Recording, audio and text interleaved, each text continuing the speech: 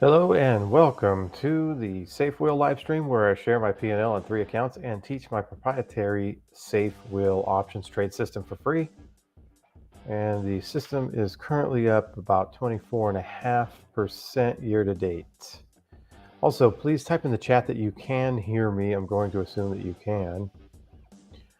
And post any questions you might have because I don't want to get to the end of the live stream and not have the ability to answer your questions.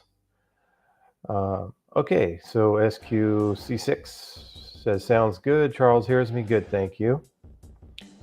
And Rai says hello and good morning. I can see here. And Uma says hello. So, all right, let's get into it. I'm first going to go into my earnings edge.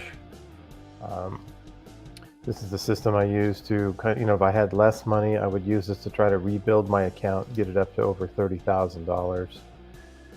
And last week, I traded Costco. You can see Costco here and made about $2,350. So you can see I made $2,600 here, but I think I made money on Costco, obviously made money on Costco earlier this year. So that combined it. So about $2,350 on Costco. That was a nice win. Like I said, the trade is asymmetric, which means that, risk less, make more on big moves. Costco had a big move. And you can see the account now started with $5,000, has $7,433, which is now up almost 50% on the year, which is good. It's kind of what I expected. I expected to see these kind of numbers. Now, I did change the exit criteria about early October, and since then, my record is 4 wins and 1 loss, and I'm up about $3,800 since I did that. So it looks like that change, it's made a significant impact. Overall, with the record of the earnings edge, is 25 wins, 9 losses, and 3 break-evens. Now, again, with this system, basically, when you look at the back test, we win about 50%. I win about 50% of the time and lose 50% of the time, but my average loss is around $200 and my average win is around $500. So if you got a win-loss ratio, whenever you're looking at any kind of system, trading system, you want to, I've seen people say they have a win-loss ratio of 50-50, but they make twice as much money. But then statistically, if you're talking about stocks, not options, you really don't have that kind of an edge. Of picking the direction, basically when you pick a direction, you have a 50-50 shot, right? So you can't say you win half and lose half and then have a bigger wins than losses, because it doesn't work that way with stocks. In terms of picking the direction, with options, there's edges, there's ways to leverage, and you can get an edge there, I believe. And I'm here to try to prove that, and that's why I share my P&L.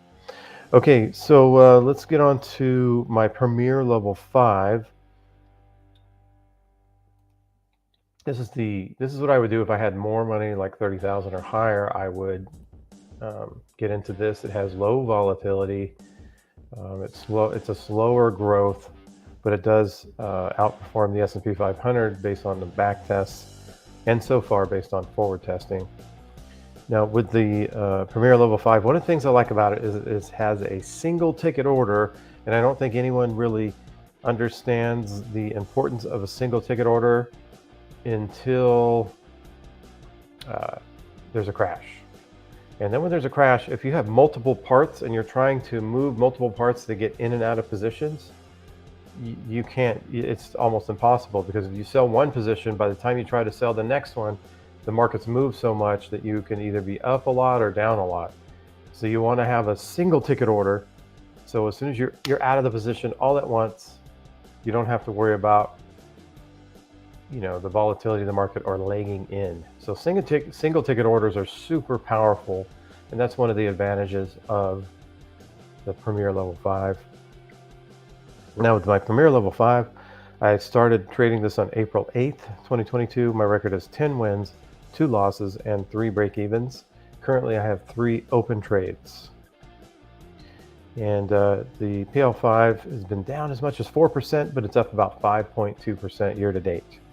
If you compare that with the S&P 500, the S&P has been down 22% since then, and is currently down about 9.5%. So vastly outperforming the S&P 500, and that is my goal, to outperform the S&P 500. Okay, let's get into the safe wheel. That may be what everyone's here to see. You can see here with the safe wheel, I'm started with $5,000. I have $6,220, and again, this is probably drawn down maybe 4 or 5% at the most. I don't have that exact number, but this is up about 24%, 24.5% year to date, which is really good. Again, comparing to the S&P 500, there's the S&P. Looking at SPY here.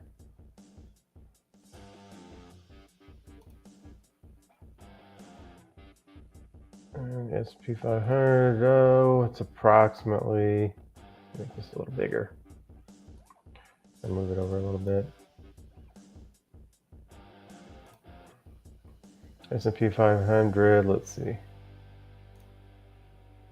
Oh, I can't get it on the screen. Let's go from right here. S&P 500 down about 16% year to date currently as we look at it. Okay, so safe wheel right here. Stock that we're using is Uber. I see that we don't have any stock, right? That's what I come in and check on Monday. Did I get assigned? Because if you know anything about the wheel, which I think the traditional wheel, I think most people here probably do know about the traditional wheel, and they would know that when I come in today, I look to see if I'm assigned the stock, which I am not. So which means I sold a put and I got to keep that premium. And so I was not assigned. And so now I'm left with just my hedge. So the question I have for my hedge is, number one, is it close enough, this strike close enough to the price of Uber? So it needs to be within 70%. So 28, let me run the numbers here.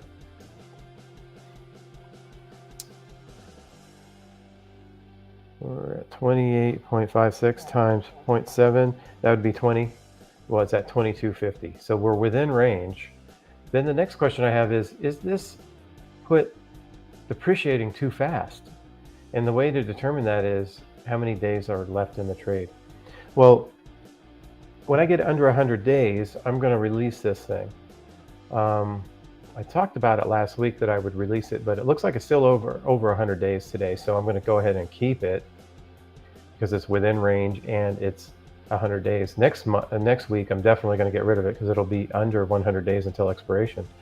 When you get closer to expiration, your theta, your depreciation, happens faster. So I don't want to get too close. I don't want my depreciation to outpace the wheel strategy, the near-term puts that I'm selling. So, okay, so now we know that I have a good hedge. I'm going to leave my hedge on, and I'm going to go ahead and perform the traditional wheel at this point using the short-term, let's see here, using the shortest term, the one that expires at the end of the week, this particular cycle here. And because I have a fresh start, I could technically start over, by the way. I could just pick a different stock and just start over, but I like Uber. So I'm going to go ahead and sell something. I'm going to sell a put that's out of the money, and I get at least 1%, at least 28 cents, 29 cents. So I can go to the 28 and get at least, see the 27.50, not enough premium there. It's not over 28 cents. See that? So I'm going to go to the 28 put. I'm going to sell one now. Another important things about this is the sizing. So right now I have between $5,000 and $10,000. So I will do 3 put hedges, and I'll do 1 option on the near term. So I'm going to do one option. I'm going to sell one of the 28. So I'm going to sell one 28 put. It's going to expire on Friday, and the mid price is 39. I'll try to get 40. Try to get as much as I can. Might get it. Okay. So now I've collected $40. Now I want to hedge my hedge, right? I want to protect my hedge.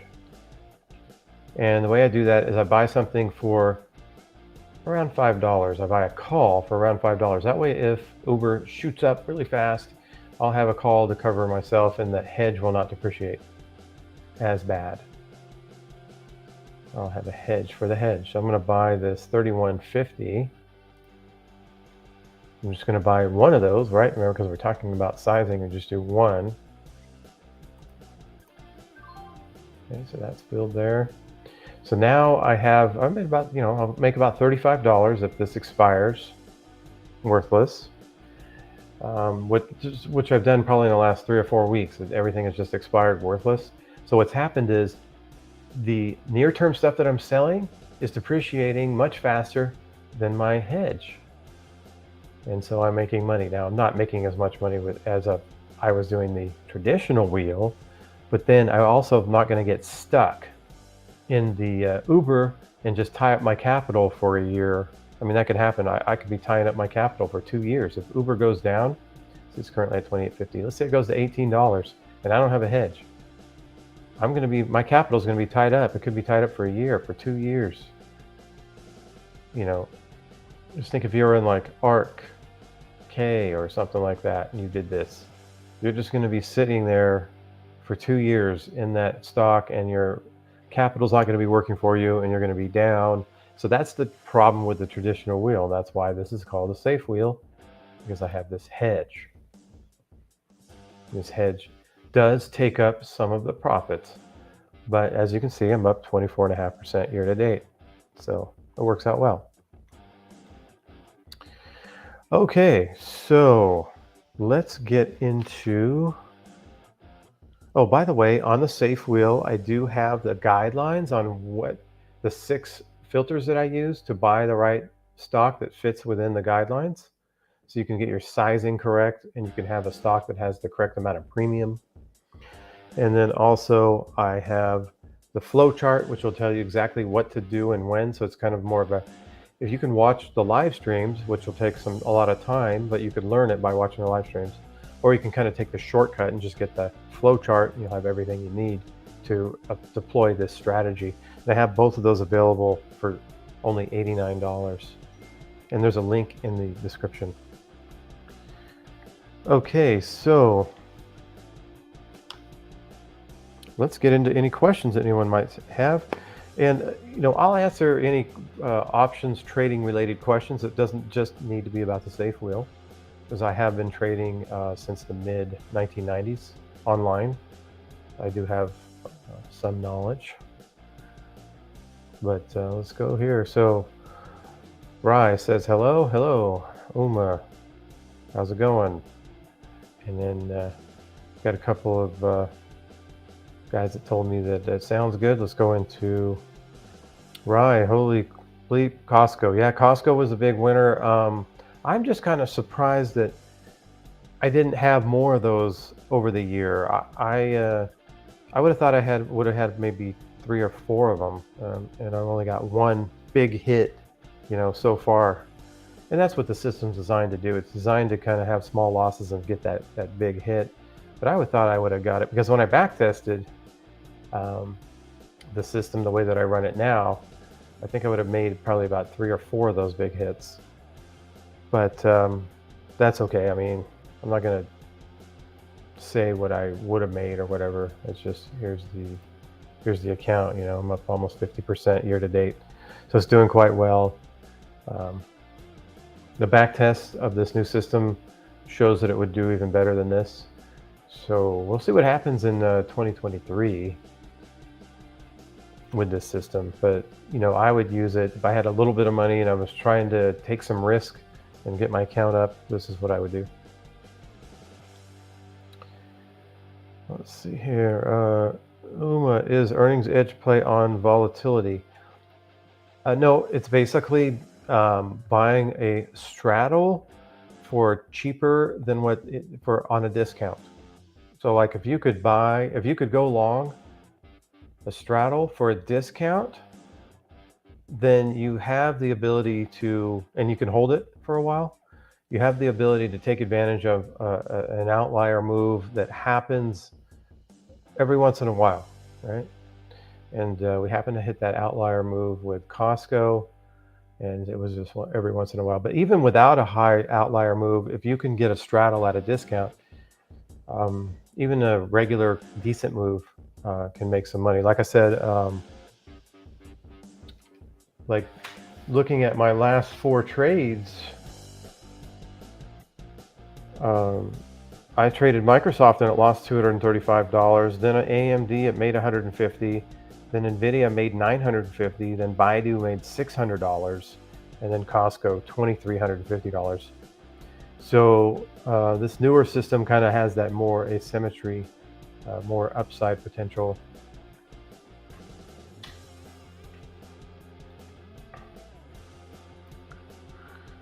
Boom asks, what about 10K? Is that enough for the PL5? If 15K might be enough, but the problem is you don't really overcome the commissions and the costs of doing business.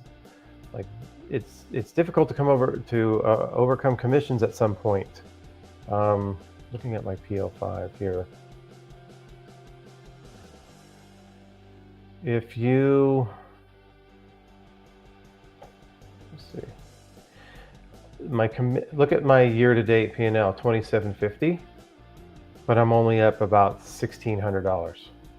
So you got to overcome the commission. So you got to be trading at a big enough size. So even if you had $15,000, you could cut the system in half, but you'd still probably be ahead. But it's almost not worth it, because when you add in the cost of the program, paying me, it's really difficult to come out ahead that way.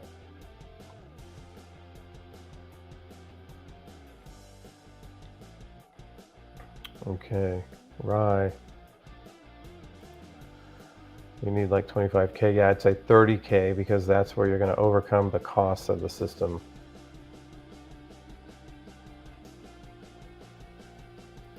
And he says, I believe the PL5 uses span margin. Yes, it does. Or you can use portfolio margin, and you can trade SPX. But yes, you have to have span or portfolio margin to use the Premier Level 5 trade system.